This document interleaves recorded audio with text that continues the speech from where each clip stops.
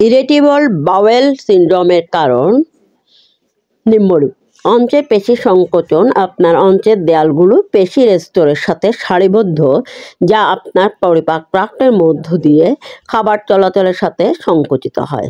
শক্তিশালী এবং দীর্ঘস্থায়ী সংকোচনের কারণে গ্যাস, ফোলাভাব এবং ডায়রিয়া হতে পারে। দুর্বল অন্ত্রের সংকোচনের ফলে খাদ্যের পথ ধীর হয়ে যেতে পারে, ফলে শক্ত শুকনো মল হয়।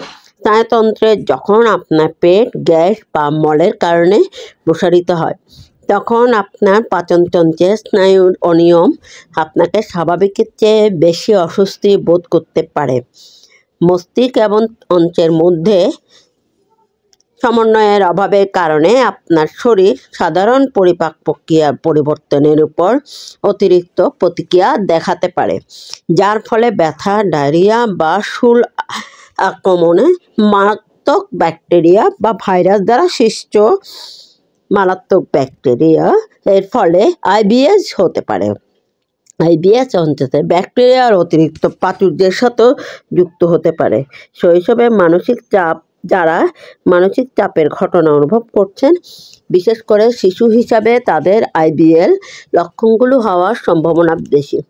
অন্ত্রের জীবাণু পরিবর্তন হয় ব্যাকটেরিয়া, ছত্রাক এবং ভাইরাসের পরিবর্তন, যা সাধারণত অন্ত্রে থাকে এবং স্বাস্থ্যের ক্ষেত্রে গুরুত্বপূর্ণ ভূমিকা পালন করে। উদাহরণ, গবেষণা অনুসারে আইবিএস আক্রান্ত ব্যক্তির মধ্যে জীবাণুগুলো সুস্থ ব্যক্তিদের থেকে আলাদা হতে পারে। ইরিটেবল বাওয়েল সিন্ড্রোমের ঝুঁকির কারণ অনেক লোক নিয়মিতভাবে আইবিএস উপসর্গ অনুভব করে। যাই হোক, নিচের পরিস্থিতিতে আপনি সিন্ড্রোমে আক্রান্ত হওয়ার সম্ভাবনা বেশি। যাদের বয়স 50 বছরের কম, তাদের মধ্যে আইবিএস বেশি দেখা যায়। মহিলাদের মধ্যে আইবিএস বেশি দেখা যায়। ইস্ট্রোজেন থেরাপি মেনোপজের আগে বা পরে আইবিএস এর জন্য আরেকটি ঝুঁকির কারণ। জেনেটিক এবং পরিবেশগত কারণ, উদ্বেগ, বিষণ্ণতা বা অন্যান্য মানসিক স্বাস্থ্য সমস্যা। ইরিটেবল বাওয়েল সিন্ড্রোম কিভাবে নির্ণয় করা হয়? রোগ নির্ণয়। আপনার লক্ষণগুলির উপর ভিত্তি করে আপনার ডাক্তার আইবিএস নির্ণয় করতে সক্ষম হতে পারে।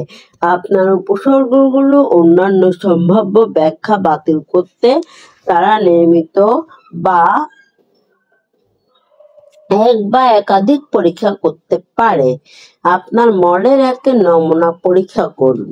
রক্ত পরীক্ষা, একটি কলোনোস্কোপি, ল্যাকটোজ অসহিষ্ণুতা পরীক্ষা, মল পরীক্ষা, এক্স-রে বা সিটি স্ক্যান, উচ্চতর এন্ডোস্কোপি।